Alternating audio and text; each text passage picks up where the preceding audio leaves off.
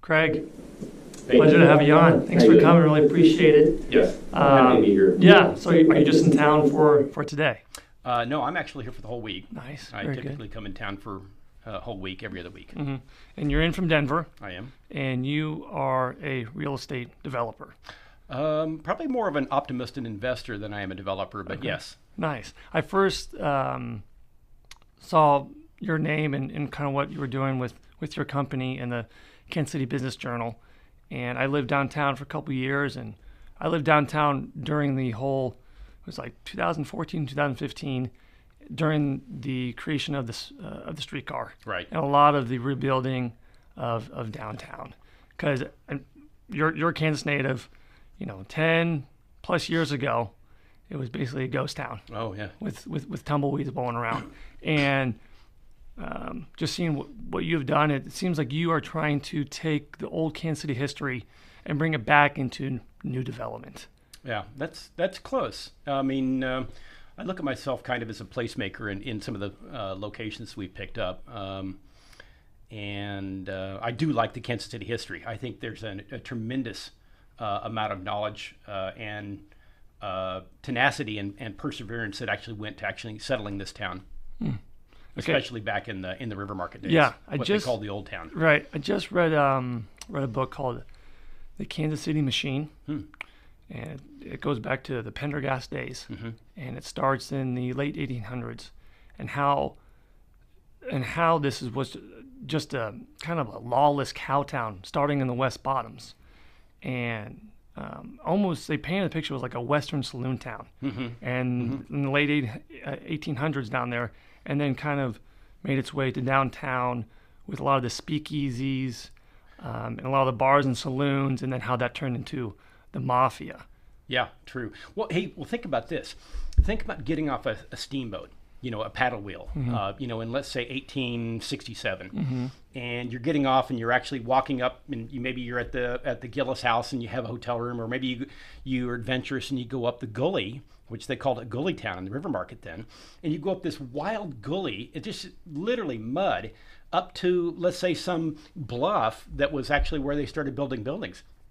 It was an amazing perseverance to actually get off the steamboat, actually get up the hill, and then to try to settle the town above there is just unbelievable. But think about this as crossing the chasm. I mean, Kansas City was a trading post. Okay, you came in from the east, you came in from St. Louis, you came in from Chicago, or you came up the river, but it was a trading post, a jumping off spot, what I call crossing the chasm to the rest of the country. It's like a gateway. It was. But so you literally had these people with bright-eyed and bushy-tailed getting off the boats and going, now let's provision the wagons and let's, go across the plains. Well, hell, that's when the problems started. Tornadoes, Indians, drought, whatever. Yeah, no, it's pretty fascinating that this where it started, and it's got a cool history. It really does.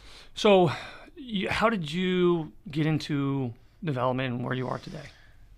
Because you're originally born and raised in Kansas. I was raised in Wichita. My mom was actually raised in Kansas City. Okay. My grandfather had a business here in the Crossroads. So I was vaguely aware, coming here for holidays and so forth, of Kansas City vibe back when I was a kid. And then, of course, I went to KU, which was nearby. And so I wrestled through Kansas City, bar fights and everything else in the Westport days. Yeah. But then really spent 30 years in energy. I'm a wildcatter, so I drilled oil and gas wells for 30 years. I'm a scientist by training. And so I went out to Denver post my Wichita days, and I got tired of the bouncing, the insecurity or the insecurity of oil and gas prices, your commodity prices. You'd be $100, you'd be $40. You never know what you're going to be, you and your investors are going to be reaping out of a well after you drill and get successful. So once I finally made some money in the oil and gas business, I said, I want something more stable. Energy to real estate, and real estate in Kansas City specifically was very stable. I call it a boring economy, but that's actually a compliment because it's very diverse. It is very straight line and very steady up, and that's what I was looking for. And then couple that with the fact that there was a lot of opportunities. Kansas City was 20, 30 years behind Denver. And I grew up watching the boom in Denver and looked at that and said, well, where can I apply those concepts in placemaking? And I looked at Kansas City and said, well, low prices, opportunity, and they need some help. So anyway. So how did you, where does Denver come into play with all this? A couple different reasons. One, I've been able to see the social changes in Denver, and the same thing's happening across the country, across the world. I mean, that's the internet compresses time, and that's what happens here. It's the millennials, Gen X, whatever generation it is, they're actually doing the same thing around the world. They all want to live in an urban core. They want a community. They want to have a sense of place. And so that happened in Denver. I watched how it happened. The elements that they needed to be successful. Sometimes the elements that were overprogrammed by developers that didn't know what they were doing. And so you can then apply the things that worked and not apply the things that didn't work and come back to Kansas City and say, let's try this. So how long have you lived in Denver? 30-some years. 30-some years. Yeah. And so do you call that home now? I do. And why are you just now kind of getting back into the Kansas City market and with the new projects? I've been here since 2014. So Okay. I've spent about a year and a half studying Kansas City, watching, looking, analyzing trends. I'm a map person. I've got to have maps in front of me. And really, I knew it was the urban core. So I started in Martini Corner, bought a property there, and then went north from there. Okay. Because there have been several businesses that out of Denver that have kind of turned into a franchise model. I know there's a cookies and milk delivery one specifically that comes to mind in the Westport area. I don't know if it's still there. I know there's another Denver company coming to Westport. What has been, why? That's Denver Biscuit Company. Yes, correct. And then there's one that did the new Parlor. Parlor. That's a Denver concept. And I'm sure there's some, Yeah, 5 well, or 10 and there's more. a couple of Denver. And the odd thing is, and that's kind of interesting because when I came here, I kind of expected a lot of competition, that things were moving, and they just weren't moving as fast as I was used to. I mean, it was really kind of creepy. Why are these things available? And why am I paying the prices that I am for things that are just treasures? Half the price of a replacement cost of an antique building or a vintage building that was fully leased with credit tenants. It didn't make sense. But then, a year later, I went to a CCIM talk, and the gist of the talk was all these outside developers that came either from Indianapolis, like Millhouse, or Mac Properties from Chicago, or somebody else from somewhere else, and sat and listened to them, and they all said the same thing. Why are you in Kansas City? Well, that's cool, but there still isn't competition in Kansas City. You can still do a lot of things in Kansas. There's still opportunity here. So, what excites you about Kansas City? It's actually very pro-business. The government's very friendly. They want to see things done. There's honest people. It's an interesting environment to work in, and it's refreshing. By and large, people aren't out to screw you. They all have the same common goal, and it's easy to get things done. Are you seeing a lot of other people like you come in from other different cities? Yes. So what do you think the ratio is with what you're doing for Kansas Cityans versus non-Kansas Cityans? I bet it's at least 70-30 outside. Really? Yeah, I think it's that high. Oh, let me qualify that. Urban core. I don't know anything about the suburbs. I can't spell suburbs. So I don't know what's going on past where we are today, and we're halfway between the suburbs and downtown. So, but in the urban core, it's 70% outsiders. And how has the local government and legislation has been fairly friendly to outsiders? Yeah, I think so. And you read every day in the paper where somebody else got some TIF money or property tax abatement, or they're still incentivizing guys to do things. They no longer do that in Denver. Right.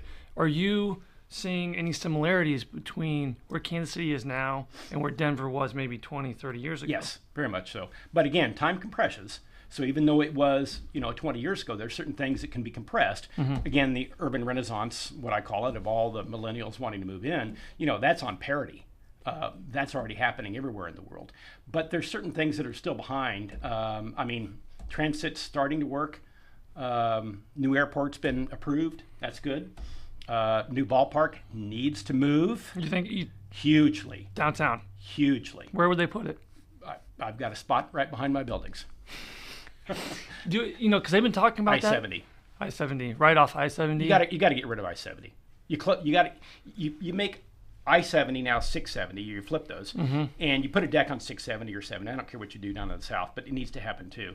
But the north trough or the north ditch doesn't need to happen. It's called ditch the ditch. It's actually the same thing that's going on in Denver, where they want to get rid of a certain portion of I-70. But the point being is there's a spot there. Once you actually put parking underneath there and buildings on top, or put a park on top that deck, and then you have a ballpark there and all those what they call the north loop parking lots. That's an easy spot for it. I've already measured it. So I look at something like the airport. It's way up north. Denver's is in Kansas, by the way. I mean, it's way out there too. Right. Put a train. But you take something like our airport. This has been a struggle to get this thing going. They still haven't broke ground yet. I just read an article the other day that we still have maybe a couple more months. Yeah. There are still some logistics. It's painful. It's painful. The airlines are a little bit upset because of the carousel and how they unload and offload and making everybody happy. And I'm thinking, okay, the airport is all the way up north. When you fly into Kansas City, it's farms. It can't, the things that you would have to do, relocating people out of the downtown area to make room for the parking in the stadium. That seems like there's no relocation. There's no relocation. No. I mean, all those parking lots are just parking lots. Look, you got to get rid of every parking lot in the urban core, every single one of them. You need density. Density makes everything happen. You can't have parking lots, surface parking lots. Even parking garages are negative spaces. You have to activate the edge of a parking garage to make it more interesting. You have to have pedestrian scale, merchant to merchant to merchant to merchant, or something more interesting than those negative spaces. So people without cars. Ideally, no, even with a car community, but you can still hide the parking garages in a more intelligent way. For instance, J.C. Nichols back in the 40s or 30s, whenever the plaza was developed, what a smart guy that was. He hid his parking garages in the middle of all those merchants. You can barely see parking garages. The only one I can think of is next to Hall's, which is that massive one. But if you go in the interior core of the plaza, there's parking garages there. You just never see them. Yeah, that's true. Yeah, be smart about it. And that's been one of the biggest negatives about downtown is the lack of parking. And how expensive it is to build a parking garage. Yeah, I just went through that exercise this afternoon, by the way. Parking garages. In fact, we want to go into, we will probably have to consider a parking something or other in the river market. But we want to go into that kicking and screaming because technology is changing. Trends are changing. They're all going in the right direction, whether it's autonomous cars or whether it's the sharing economy. They're all changing in the right direction. Of course, bikes and scooters and everything else that's going on. It's all going in the right direction. Plus, you have these robotic technologies now that can actually park cars 50% more dense than you can in a regular garage. You just leave the car at the front, the robot parks it, and you got it now 150% where you would have only had 100% parking capability. What do those things that you just mentioned? What does that look like in Denver right now? We haven't seen those. I just literally read about one in Germany the other day, but things happen pretty fast. How realistic do you think that is, being the majority of transportation, where it'd be autonomous scooters, share riding, Uber, no actual, because we 50% maybe. Okay. In let's say, let me give a year. I'm just guessing, 2025. Okay, because especially in Kansas City, we are addicted to our SUVs, getting in and driving everywhere. Yeah. Everyone here is programmed to do that. Yeah. Now, we have the Birds and the Limes, so those little scooters, and I think those have been pretty popular. I don't know how much it is actual transportation that people use versus, this is fun and trendy. No, I think it's usable. I think that last mile concept with the scooters is really useful. I mean, literally, I'm downtown every day, and I've never taken a scooter yet because my card didn't go through with the one, but I would have taken one day. Right. But the point is they're everywhere, and it's not annoying. I'm not tripping on the sidewalks and I'm not seeing people hit each other, which I hear happens, but it'll all smooth itself out. But the last mile technology is useful. Look. The best thing Kansas City did was put in that streetcar. Backing up, I wouldn't have been here, period, if they hadn't have done the streetcar. You need to have a civic catalyst before I get interested. If the people don't believe in the downtown core and the government doesn't believe in their own downtown core, then I don't believe in it. Well, Sly James I think it was Sly James. It was one of the guys who was head of the council of getting, this is like 2012, getting companies to come into the inner urban core. And he was saying that downtown is our living room, and we've neglected it for 50 years. Yeah. And I was living at 10th and Baltimore during the whole construction, the 2-year construction of 21. The library lofts. Yeah. Great little spot, really fun time. And I was there from start to finish of the streetcar. And, everybody there was panic mode, especially on Main Street. Everyone was like, no one's going to come down. I mean, it was fairly negative. Hey, in 1981, when I moved to Denver, same thing happened in Denver when they put the 16th Street Mall in. 16th Street Mall is not a mall. It's not a shopping mall. It's a street. And they tore up 2 miles, exactly the same distance that the streetcar is. They tore up 2 miles, and it was painful for a year and a half. You could have bought every retail store, every building for just nickels. But yet it's just incredibly vibrant now that they did it. Yeah. No, it's been good. And what's funny is it turned into almost like a roller coaster for kids. Like it was an attraction. People would come downtown, just ride around the streetcar. Yeah. And I thought that was interesting because I guarantee you none of those guys that were on the council were talking about that effect of it. Huh. And that now you have folks from Nebraska and Iowa coming in for that kind of same lure of it. Yeah. What is, I think we have an interesting layout in our downtown. Starting with the River Market and the downtown, and then Crossroads, and then you got a couple miles there, and then going to the plaza. Are there any other cities in the entire country that have a layout like that? From what you've seen, I can't tell you that speak to that, but I will say. Do you think that's unique? Do you think that makes us special? Well, I'm not sure what you're pointing to, but my observation is that Kansas City had an incredible boom in the 20s and 30s. Mm-hmm. It never had a Great Depression. That's my impression of it. It went, and I've been told also that Pendergrass wouldn't let that happen either. That they continue to keep things moving here, and it was an incredible boom because it is a massive downtown. That unfortunately is now a lot of parking lots and of course scattered buildings that are starting to pull that vibe back together. But it's big. Yeah. And then you have the West Bottoms and East Bottoms and you have all these other niches that need attention and love. Mm-hmm. And right now there's just not enough interest and investment in just to keep one urban core going. Mm-hmm. So you can't really spread and dilute. I was kind of sad when they moved the American Royal to the Chiefs and to Arrowhead. I mean, I get it. I didn't know they did. Yeah, they moved it. It was down by Kemper. It was in the West Bottoms. Yeah, right in the Kemper, and I loved it. Isn't there still a facility down there? Yeah, everything's still there, but they have the American Royal Barbecue, which brings in several 100,000 people. I think they've had it there for 3 years now. See, that's a crime. Move it back. Yeah, move it back, and now it's just a giant parking lot party. Yeah, wonderful. And over at Arrowhead, and we do that for how many weeks of the year during football season. And so, is there anything about the West Bottoms that you get excited about? Well, I kind of like the character of the old buildings, and that's about it. Yeah. They're unfortunately not pedestrian scale, and that's what I'm after. I'm after things that can be we can do placemaking and actually activate things and bring in merchants and bring in restaurants and have people walking around at night. And that was my gig. You don't think there could be a multi-use, large-scale development down the West Bottoms? Oh yeah, there can be. But the old buildings, the old vintage buildings down there, it's kind of like the Garment District on Broadway. The buildings are so massive they take up half a block, and they have one entry. Right. They don't lend themselves to putting in merchants. They're not 25 or 50 feet wide anymore. And so they just don't lend themselves. What about the East Bottoms? I know the I've seen Rieger's place down there. Yeah, Rieger's place is very cool. I went to the local pig, and that's kind of cool. Now they've moved back. Mm-hmm. They're going to the city market. And Andy's got a great concept. Mm-hmm. I hope he's successful. He's a great guy, and he's got a good vision. I know the architects, and I hope that works. Yeah, it'll be interesting to see. I think the access in and out of there is tough, especially with the Isle of Capri. I think they just shut down. That's a big eyesore. It shut down? I believe it's shut. It's either shut down or renovating. Good.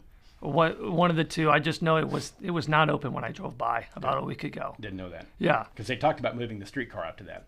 Yeah. I don't know. So do you think it's vital that the streetcar gets moved? Another track is laid out to going to the plaza? Absolutely not. Oh. Okay. And I know you didn't expect that answer. Did not expect that. I think that's a waste. I think they've got the wrong idea, and they're getting jiggy about their success that they've had, and I think it's the wrong concept for a couple different reasons. The density between here and there is not good. You know, your midtown density is not good. I think, you know, they really wanted a straight line, and I think they're making a mistake by not taking a turn at Westport Road and picking up Westport, picking up St. Luke's, and then going down Nichols. Do you want to really be in the plaza and walk across Nichols and then walk across Main Street to pick up the streetcar? And then are you really going to go through 12 stops to get down to the River Market? No. You're going to take an Uber. Yeah. Okay? So it may be that they could have done a 1 mile there and a 2 mile where they did it, but I think connecting those is probably not a good idea. But there's other things coming along that may be better. Meaning there's street cars that are now, you could call them a bus, but they literally look and smell like a streetcar, but they follow barcodes. They follow the street barcodes. What does that mean? So let's say you get off on Union Station and you want to go, you know, X or Y to another location. And let's say you want to go to the plaza. Well, instead of having to spend millions and millions of dollars to actually lay track and electric facilities, now you're actually on literally a streetcar that's on rubber, and it's following a barcode down the street. Interesting. Well, what's cool about that also is you can, let's say that was an unsuccessful thought, and you want to now move it over to Gillum, or you want to move it over to Broadway instead of being on Main. You literally repaint the street. Right. Huh. I mean, so you have other options now with different technologies. Right. Yeah. It could be the same look and feel. It can be the same look and feel as the existing streetcar, just a different truck. Right. What do you think about the Hyperloop? To St. Louis? Uh-huh. Interesting. Have you seen any articles on it? Yeah, I have. And it sounds like it goes really fast. Yeah, really fast. And I wish they did one from Kansas City to Houston.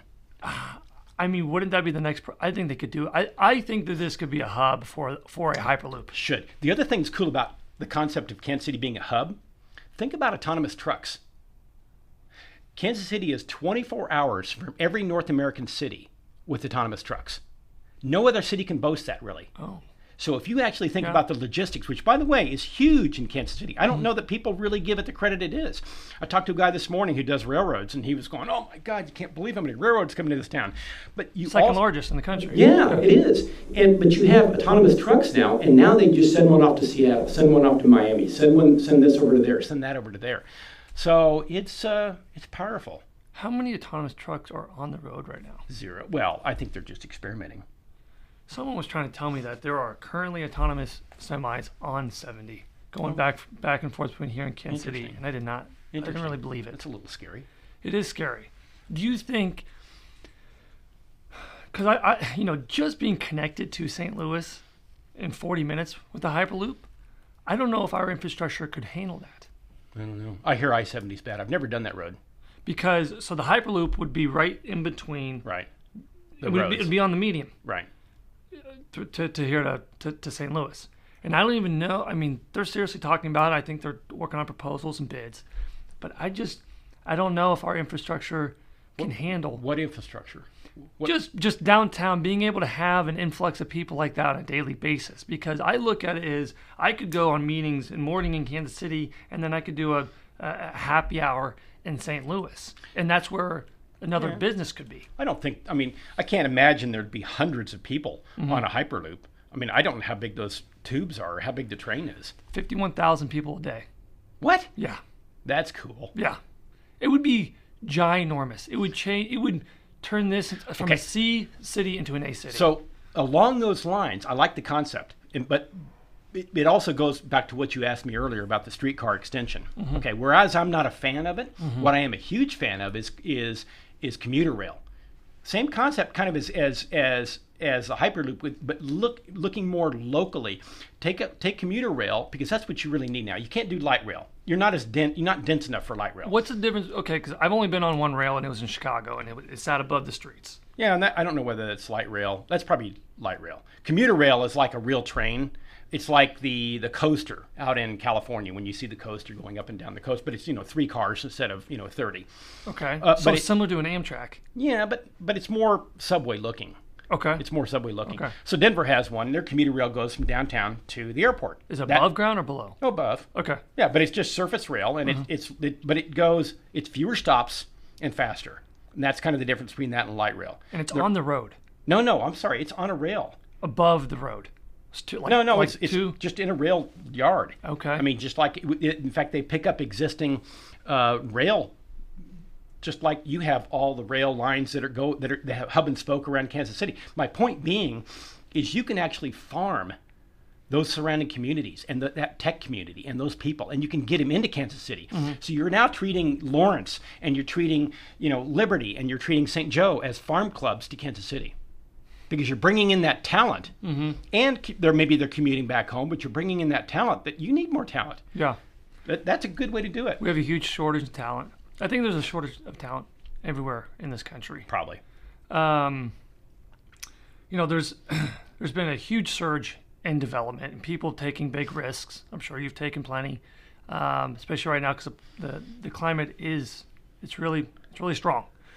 Do you get worried that it's too good to be true right now? No.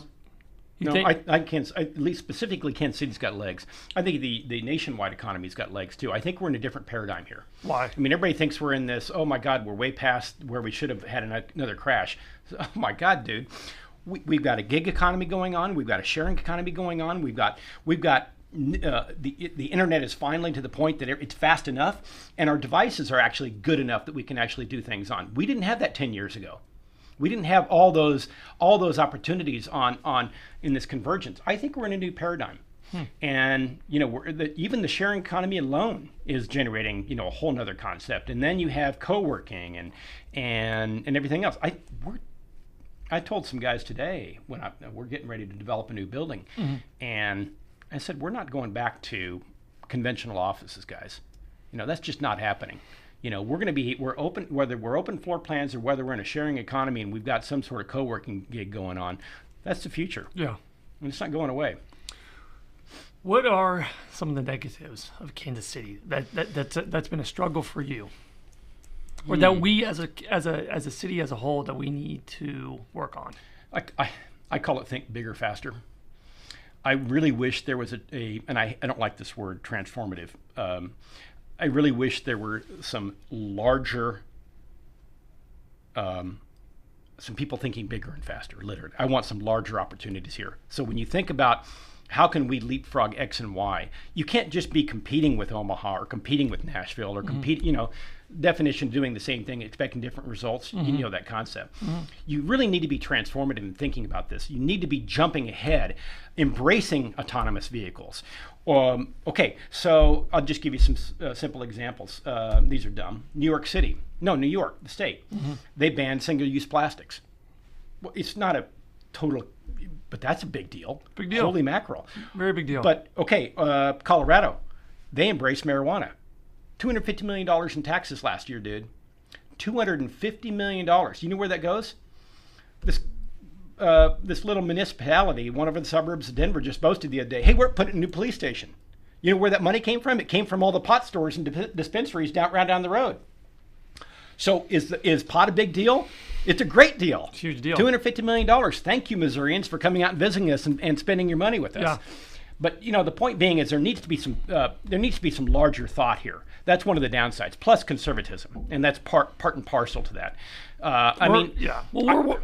are one of the reddest states in the entire country, and moving fast has never been our MO. Yeah, and we're laid back folk here. I know, and that's okay. That's why I told you earlier why I like the boring economy.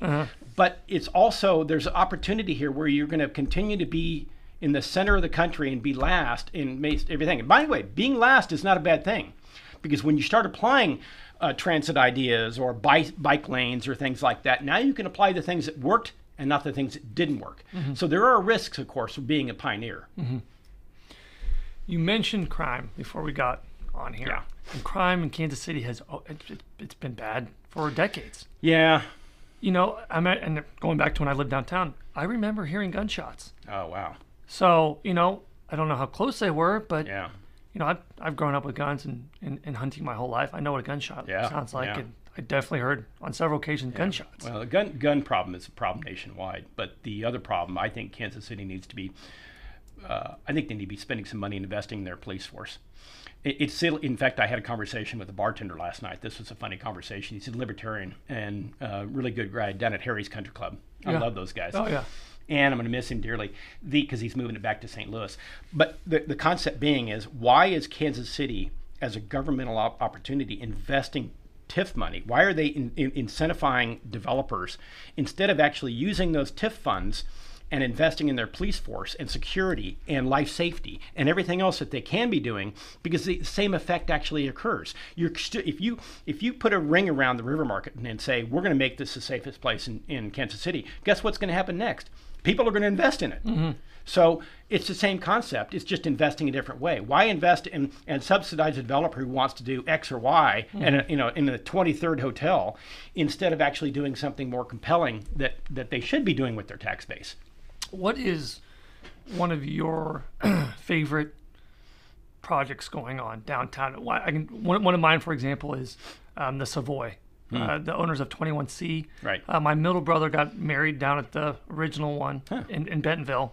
And it's gorgeous. Yeah. And I love the way they did it. The restaurant's fantastic. The museum on the first floor, the whole boutique feel, I think it's perfect for that. I love how they redid the sign. That's one of Kansas City's oldest. Lobster. Yeah, the lobster and just they brought it back, which is really cool to see because 3 years ago that thing was scary looking. Yeah. I'm glad they did that. That was good. And I hope they're successful. I like the guys. I've met them. I met their marketing team. They're good people. They're next to three parking lots that need to go away. Yeah. Didn't City needs to improve there. Put the ballpark down there, and we've made a home run. Okay? So, can you tell me exactly where you think the ballpark would fit best? You bet. North Loop. You got to stop. You got a streetcar stop already ready to be named. Whatever the next, it should have been called Amazon Park. What's the North Loop? The North Loop is a streetcar stop that's just, you go Library, you go Metro, Library, North Loop, and then it goes into the River Market. North Loop is just, it literally stops before I-70 and there's two parking lots left or right. There's no reason for that stop. Yeah, and on the west side there's that empty... The Flash Cube building. Yeah, the Flash Cube building. Which needs to be blown up. They've been talking about doing stuff with that for a while. I hope they don't. I thought they were turning it. I'm sorry. I'm so negative on that. No, please don't look back. Supposedly they're getting historic tax credits on it, and I think that passed. And I can't believe that. That needs to change. Also, a 50-year threshold is not valid today. There's nothing special about that building. There's nothing special. I'm sorry, Jason. There's nothing special about Traders on Grand. Mm-hmm. That should have not been historic tax credits. And so that's the building that's in the way. What are the ballpark? Yeah, that'd be a good spot. Everything else is a surface parking lot. It's ready to go, rock and roll. And then with DST leaving, there's got to be a lot of things opening up. There are some spaces opening up over there. Yeah. What are your thoughts on the Section 8 housing downtown? Is that low income housing? Yes. Title 8? What do they call that? Section 8. Yeah. That's an I don't know. I don't know much about it, but it seems to me that the threshold's really low. Like everything you build is low income housing because the wages here are so low. Right. I mean, what's the threshold? Do you know?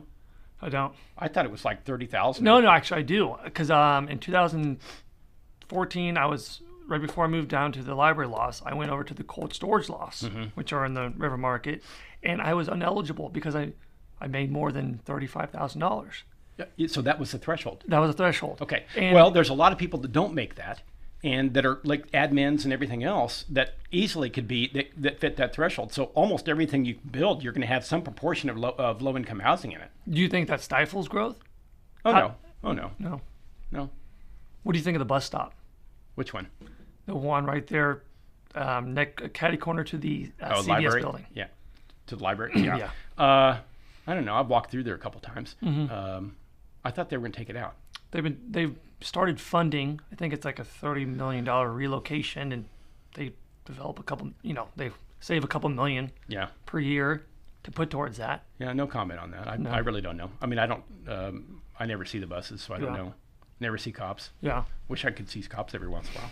Do you think there is potential in the 18th and Vine area? Yeah, I've only driven through there a couple times. I know, what's his name from Techstars, not Techstars, the Sprint Accelerator is getting ready to do some stuff that's trying to connect those two, and I hope he's successful. That's a stretch. Like I said, there's a lot of space in the Crossroads to finish before we start expanding out from other of those things. I mean, the density still needs to increase. Yeah. And there's good projects underway. Well, Like what? Well, there's another one on Main, which I'm not sure what they're turning into. I think it's across from Rieger Hotel that's turning into something. And then Millhouse, I think, announced another one a couple blocks east of the Crossroads. So there's things going on. To kind of wrap things up here, I want to get your last thought on this. What do you think Kansas City is going to look like in 5 years and in 10 years? Oh, I think it's going to look great. Yeah. I think even in 5 years, it's going to look great. But, again, it's just like you said earlier, 10 years ago, it was a ghost town. Well, the good news is there's a lot of ghosts down there now, meaning there's 26,000 people live downtown in the urban core. That's pretty significant. Now, guess what? Somebody told me this. A healthy downtown is 3% of your population. That means 50,000. So we need to double. You need to double it. Can you imagine that? Could it double right now? Is there enough? No, there's not enough inventory. Jonathan Art's building 260. I mean, we're all building what we can, but it's always like 100 here, 100 there. Yeah, but that's what we can do. Mm-hmm. But they aren't all huge. But and by the way, they've converted a lot of office buildings now to Commerce Tower got converted. Mm-hmm. Sky is being converted. But I can't remember what I was going to say. No, you're good. They finished 2 light and 1 light. Yep. I was there. Should have been condos. Yeah. Well, but the condo market has never been good in Kansas City. Oh my God, I love you, dude. Yeah. Because I'm a contrarian. Okay. And for sale residence has to happen. I get hit up all the time by people. Not quite my age, I'm 60, but not quite my age, who want to move down to the urban core and experience the vibe. Hey, empty nesters, I'm tired of living in the burbs. You know what? I'm happy walking around. And by the way, the building next to me in the Union Carbide is full of people my age that are doing that, and they've been doing it for 15 years. But the thing is, there need to be for sale residents, and we need to get past this, and we need to get some laws changed, because it's against developers and from a lawsuit standpoint, and that's what cut it off in the last time. What, the development of more condos? You can do class action lawsuits against developers based on my pipes leak, or something happened, and then all of a sudden everybody's pipes leak, imaginary. And I don't really know what it is. I've never really studied it, but I know that developers are scared shitless. I'm sorry. No, you're good. Of the concept of doing that. And by the way, that makes the contractors scared crapless, and that makes the bankers scared. Again, back to this conservative nature. So it'll change.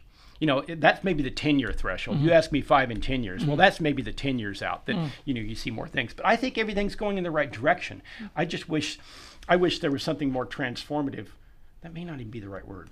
I wish there was something more compelling, more exciting that really kicked this into gear. And I'm not talking about Amazon. That would have been a mistake. That seemed like such a stretch. And it was a mistake. But it could have been. And you got to know who your clients are. You got to know what you're actually attracting. Your goal shouldn't be attracting the CEOs and the Fortune 500 headquarters. You're never going to get it. But you're going to be a great back office because your cost of living is so low. You can be a great back office for Starbucks, for anybody else. You can actually do that. And then think locally and regionally about who you should be attracting. Try to go grab businesses from Springfield and from St. Joe and other places and go get those businesses. Get your singles and doubles. Yeah. I think we're a little bit jaded about having the big corporation because of Sprint. And, yeah. They're not going to be here. And there's a lot of promises with Sprint. And they built that campus, which I think looks like a penitentiary. You got a lot of other interesting headquarters here, though, still. Oh, for sure. Garmin and Hallmark and, and Block and a lot of other good things going on. Plus, you got a lot of philanthropists. And I think that's really cool. Well, and then, a lot of these big headquarters, they come and move here for the space. So they go out where Garmin is, out into the country or to the wide open spaces. That's going to change. And you know why it's going to change? Why? Because I'm hearing this little thing in my ear. And I knew this was a changing point when I heard this a year ago. And the thing was, and I've heard this 3 times now, I can't find and retain talent unless I'm in the urban core. So I've heard 3 companies tell that to me, that they need to be in the urban core because guess where the talent is? And the talent could care less about moving south of 435. What's the name of the highway out here? 435, 35. Yeah, 435. So they could care less about moving. They want to live and work. They want to work where they're living. This is new. This is brand new. Because I started in the recruiting business in 2013. before the streetcar, before the revitalization of downtown, and we would work with some of the companies like Commerce Bank and KCP&L that were downtown, and half the candidates would say, "I'm not commuting downtown." See? Oh, they wouldn't commute downtown. They would not commute now downtown. It's the other way around. It's changing, but that was 5 years ago. And so the last 2 years, it's changed. Hey, we have a lot of jumping and shouting to do. Yeah. I mean, there's a lot of good things going on in downtown. Now, the center of downtown needs a little love. I can walk for blocks and not see anybody, which is kind of weird because in Denver, I'm just almost, it's almost like, it's not New York City, but it's just a lot of people on the sidewalk. That just started. People on the sidewalks walking around. Yeah. But there are pockets of really good areas. I mean, the River Market's cool. The West Crossroads is cool. The East Crossroads needs some love. There needs to be some density over there. The Power and Light District. Power and Light's good. But Main Street up and down is generally pretty good. So there's some really interesting things going on, and I think we've got a couple of years, and I think it's going to get a lot better. Yeah, I'm excited. Yeah, I'm bullish. Lastly, are there any specific projects you're working on that you like to go in depth about? I've got two that are really interesting. One's called Baltimore Square, and it's in that area where you lived. It's that Library Historic District. We've got a concentration of probably 6 buildings there, starting with the University Club, Kansas City Club. And we just finished that as an event center. Really, really cool. 1923 vintage building. Ooh, huge money pit. Huge, a lot of fun. Can you give a little background on that? As far as what? Well, for people listening, it's got that black awning. It says Kansas City Club on it, black and gold. And there used to be a workout facility there a few years ago. Yep. What did it originally start off as? It was originally the University Club. There were university banners up in the University Ballroom. It was really cool. What's a University Club? Well, it was just a men's club from 1923. Actually, I think they started before that. But this was their first building, and they put it together, and they thrived until 2015 when they went bankrupt. Well, they went bankrupt after the Kansas City Club lost their building, and then they joined in the University Club. Then people called it the Kansas City Club. So little detail there, right. But it was 2 men's club that joined, and then they eventually failed. It's funny because I've had multiple conversations now where guys want to start another men's club. And our guys are, your age and even my age, and they want another men's place to go for a men's club. And so I said, well, we may convert that in 5 years. I'm going to wait for Kansas City on that because I already see it happening on the coast. I mean, look at Wingtip and look at Battery, San Francisco, and look at, Soho House, and look at all these other concepts around the world and around the country that are actually working back in that concept. It'll get here. So that's a fun project. Yeah. And then I've got my big baby that I'm really having fun with is what we call On Delaware. And Delaware Street, we were lucky and able to buy 10 buildings on Delaware. Oh, wow. And so we basically own 10 of the 18 buildings. Well, when I inherited it, there were 33 doors in the street. I went and counted them. That street level doors. And only 7 of them were merchants. Well, that's messed up. Mm-hmm. You've got you got a pedestrian scale opportunity here, merchant to merchant to merchant to merchant to merchant, and a parking lot or 2 that need to be infilled. But you have a streetcar that runs up and down it, and on purpose, by the way. I have bought the 2 slowest streets in Kansas City. They're both one-way, Baltimore, and they're both streetscaped, and they're both narrow, and they're pedestrian-friendly. You can step off the curb and not get hit. You're watching your tweeter or See, I like that. Yeah, and I wish they would shut down Main Street and just have the streetcar on it. Yeah, and no cars. Yeah, they should be pedestrian streets. Yeah, but so that's a fun project. We've actually added 4 restaurants in a year, and I just added PlexPod. So we're putting another PlexPod in on that. What is street. that again? It's a co-working location in like Kansas a WeWork.